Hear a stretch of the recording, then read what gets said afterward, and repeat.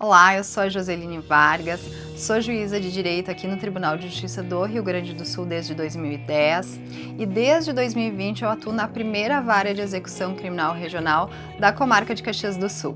Eu comecei, com 26 anos, ali magistrada muito jovem, numa comarca ainda do interior, de uma região de fronteira, uruguaiana. Então a gente verificava ainda aquela questão do machismo muito arraigada na sociedade. E isso fez com que muitas vezes, as pessoas quisessem testar um pouco como eu iria reagir em algumas situações, se eu estava realmente preparada para exercer meu trabalho.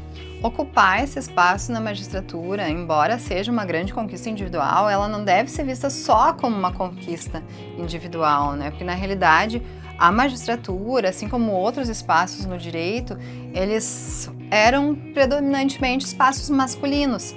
E cada vez que uma mulher ela chega nesses espaços, ela na verdade ela vem abrindo caminhos para outras mulheres também chegarem lá. Então ela na realidade ela acaba sendo uma conquista, uma trajetória não só daquela mulher, mas uma conquista coletiva para todas as mulheres. E ter essa visão diferente, Porque na realidade o que nós fazemos? A gente, enquanto operadores do direito, enquanto representantes da justiça, para nós é muito melhor que a gente tenha uma justiça que não seja homogênea, não seja aquele pensamento todo igual, Que a gente consiga refletir efetivamente as várias posições que nós temos na nossa sociedade, as várias culturas, as várias experiências. Essa diversidade, ela também vem da diversidade de gênero, então também é muito importante que mulheres ocupem esses papéis por suas próprias trajetórias, experiências, por seu olhar diferenciado para algumas questões, muitas vezes uma sensibilidade maior em algumas questões, que é tão necessário também para o judiciário. Não é uma questão de ser melhor ou pior, mas uma questão de ser diferente, de um olhar diferenciado para aquelas questões que vêm para o judiciário. Essa situação do encarceramento feminino, quando a gente vai analisar o perfil das mulheres presas, chama muito atenção porque são pessoas que estavam já em situação de vulnerabilidade social. A gente vê que muitas vezes a mulher que está presa, o perfil da mulher encarcerada é aquela mulher que não teve acesso ao estudo, não teve oportunidade de trabalhar, de ter acesso efetivo a uma profissionalização. São mães, a grande maioria das nossas mulheres presas é mãe, muitas delas mãe solo. Então, quando elas são presas, há uma desestruturação inteira das famílias, E a gente acaba levando aquelas crianças que são afastadas da mãe também para situações de vulnerabilidade social, que acabam contribuindo futuramente para aumentar a criminalidade também, porque a gente deixa essas crianças numa situação propícia para isso.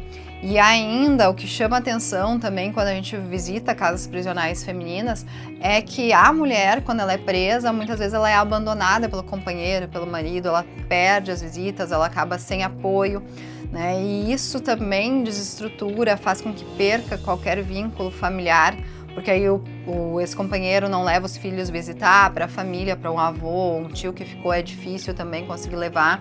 Então elas acabam perdendo esses vínculos. Então a gente acaba aumentando ainda mais aquela situação de vulnerabilidade social que aquelas mulheres já se encontravam. Então a gente não pode nunca ver, principalmente o encarceramento feminino, com uma visão simplista, Que aquela pessoa está ali porque ela quer, não. A gente tem muitas camadas de realidade, vulnerabilidade social que revestem esse encarceramento feminino. A gente ainda tem muito a vencer, culturalmente, até que a gente chegue num ponto que realmente as pessoas consigam ver que não existe uma roupa específica para a mulher usar, não existe um lugar específico para ela estar, não existe uma profissão específica para ela atuar, que na verdade o lugar da mulher ela é onde ela quiser e que as mulheres também têm aquele direito de ocupar aqueles espaços de poder. Então me mostrou que efetivamente a gente ainda é agente de transformação, a gente ainda tem esse papel na sociedade de abrir esses caminhos, de firmar essas posições, e o melhor caminho para a gente conseguir isso, conquistar isso, é continuar trabalhando com seriedade e demonstrando que a gente consegue sim fazer um trabalho excelente, um trabalho que seja reconhecido mesmo, diante dessas críticas e dessas posições. O que me chamou a atenção em específico nessa situação que eu passei nas redes sociais é que os comentários não eram críticas ao trabalho em si ou algum descontentamento, alguma opinião divergente. Era, na realidade, uma crítica específica ao espaço de eu, mulher, estar né, naquela função de autoridade, estar exercendo aquele papel dentro das casas prisionais. E ainda mais que outras mulheres também estavam fazendo essas críticas, né, em relação à roupa, à aparência, à possibilidade ou não de uma mulher exercer aquela função dentro das casas prisionais, se aquele era um lugar ou não de uma mulher, né.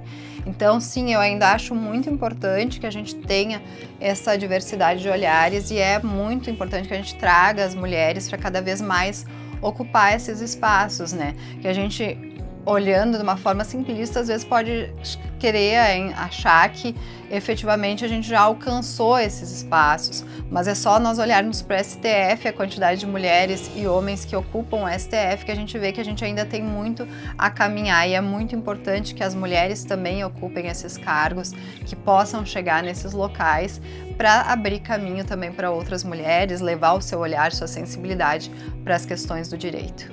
Meu conselho é que essas mulheres, elas não se deixem paralisar pelas inseguranças ou pela comparação ou por algum medo de não chegar lá. O concurso para magistratura, ele é um concurso difícil para homens e para mulheres, ele exige persistência, ele exige constância, mas às vezes a mulher acaba se cobrando mais, até porque muitas vezes ela tem família, tem filhos, aquela rotina do trabalho doméstico acaba sendo mais visto como um trabalho da mulher, então muitas vezes as mulheres, elas não ocupam só aquele papel de estudante, de profissional, ela ocupa outros papéis também, de mãe, de filha, de cuidadora.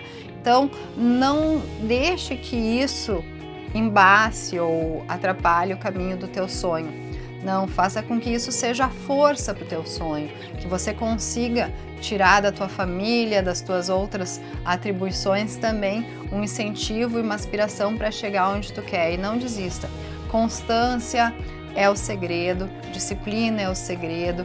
Não encarem a trajetória de vocês como uma trajetória individual. Cada mulher que conquista um espaço de liderança, um espaço de autoridade, ela abre caminhos para outras mulheres. Então, uma mulher, quando ela chega lá, ela não chega sozinha. Ela leva outras mulheres que estão lá acompanhando, que estão se inspirando nela, junto com ela. Então, não se esqueçam que também a trajetória de vocês é um caminho que vocês estão abrindo para outras pessoas que também têm esse mesmo sonho. Então não desistam, saibam que outras mulheres também estão ali se inspirando em vocês.